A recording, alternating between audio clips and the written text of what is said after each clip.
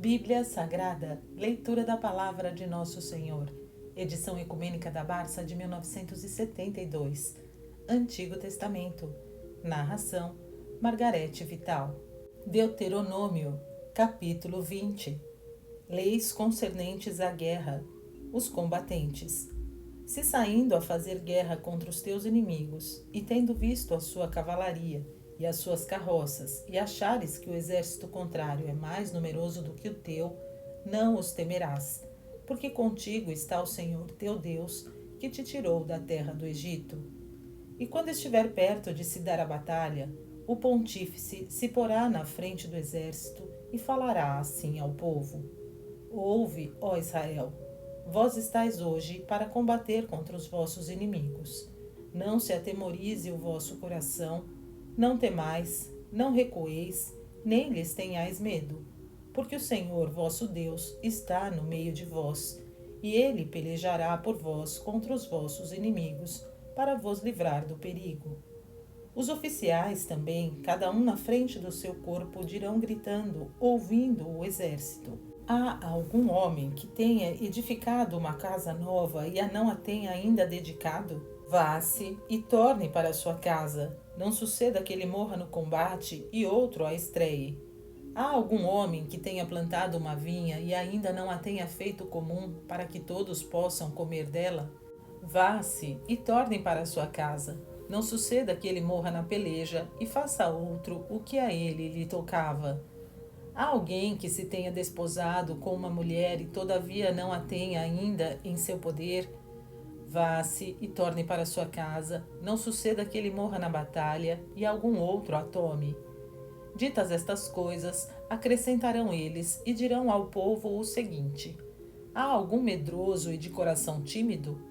Vá-se e volte para sua casa, para não fazer desmaiar o coração de seus irmãos, assim como ele está assustado de medo.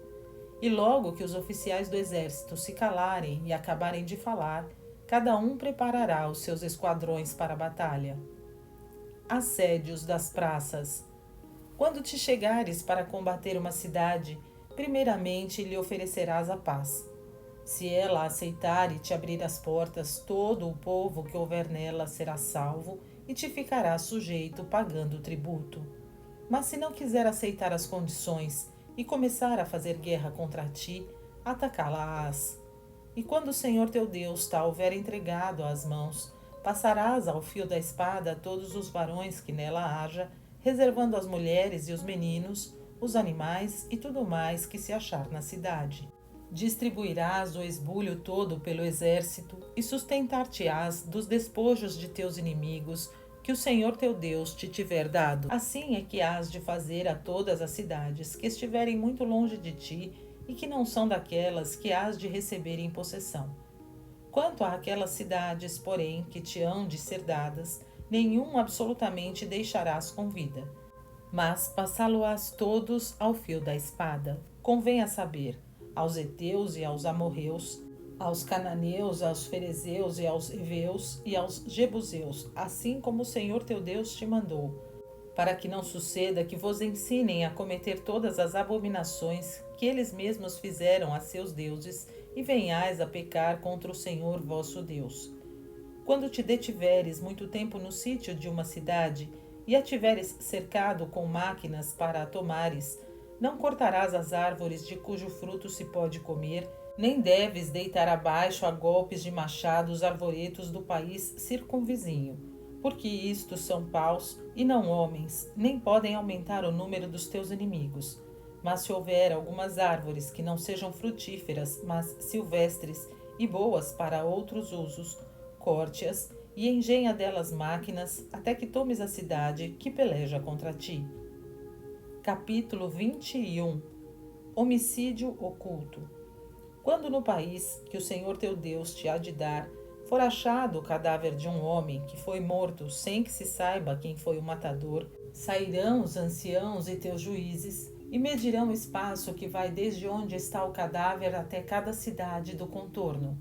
E tendo conhecido qual é a mais vizinha de todas, os anciãos desta cidade tomarão da manada uma novilha que não tenha ainda carregado com o jugo, nem fendido a terra com a relha do arado, e levá-la-ão a um vale áspero e pedregoso, que nunca tivesse sido lavrado, nem semeado, e ali cortarão o pescoço à novilha, e se chegarão os sacerdotes filhos de Levi, que o Senhor teu Deus tiver escolhido para serem seus ministros, e para darem a bênção em seu nome, e por sentença deles se determine toda a causa e o que é limpo ou imundo.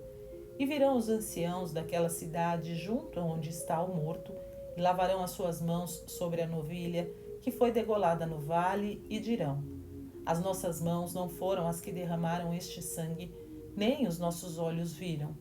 Senhor, sê propício ao teu povo de Israel, que tu remiste. Não lhe imputes o sangue inocente no meio do teu povo de Israel. Assim se tirará deles o reato deste sangue, e tu não ficarás responsável pelo sangue do inocente que foi derramado quando tiveres feito o que o Senhor mandou. Casamento com uma cativa. Se saíres a pelejar contra os teus inimigos, e o Senhor teu Deus os entregar nas tuas mãos, e os levares cativos, e vires entre o número dos prisioneiros uma mulher formosa, e te namorares dela, e a queiras ter por esposa, introduzi-la-ás em tua casa. Ela rapará os cabelos e cortará as unhas, e despirá o vestido com que foi aprisionada, e ficando assentada em tua casa, chorará a seu pai e a sua mãe 1 mês, e depois disto a tomarás para ti, e dormirás com ela, e ficará sendo tua mulher. Se porém depois ela te não agradar, deixá-la-ás ir livre, nem a poderás vender por dinheiro, nem oprimir com alguma violência, pois que a humilhaste. Direito privado. Os primogênitos. Se um homem tiver 2 mulheres, uma a quem ama, outra a quem aborrece, e tendo ambas tido filhos dele, e o filho daquele aborrece for o primogênito, e quiser repartir os seus bens entre os seus filhos, não poderá fazer seu primogênito o filho daquela que ele ama, nem preferi-lo ao filho da outra que aborrece, mas reconhecerá por primogênito o filho daquela a quem aborrece, e dá-lhe a dobrada porção de tudo o que possui, porque este é o primogênito de seus filhos, e a quem é devida a primogenitura. Filhos desobedientes. Se um homem tiver um filho contumaz e insolente, que não está pelo que seu pai e sua mãe lhe ordenam, e castigado recusar com desprezo obedecer-lhes, pegarão nele e o levarão aos anciãos daquela cidade e à porta onde se fazem os juízos, e lhes dirão: este nosso filho é um rebelde e contumaz, despreza ouvir as nossas admoestações, passa a vida em comezainas e dissoluções e banquetes.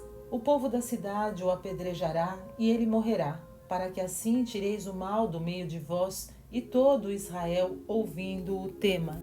Cadáver do justiçado. Quando um homem tiver cometido um crime digno de morte e tendo sido condenado à morte for pendurado num patíbulo, o seu cadáver não ficará no lenho, mas no mesmo dia será sepultado, porque maldito é de Deus aquele que está pendente de um lenho, e tu de nenhuma sorte contaminarás a terra que o Senhor teu Deus te der em possessão. Nota explicativa, capítulo 21, versículo 22. E tendo sido, etc. O texto original diz: e tendo sido morto, for pendurado num patíbulo. Os judeus não podiam legalmente crucificar um homem vivo para que morresse na cruz.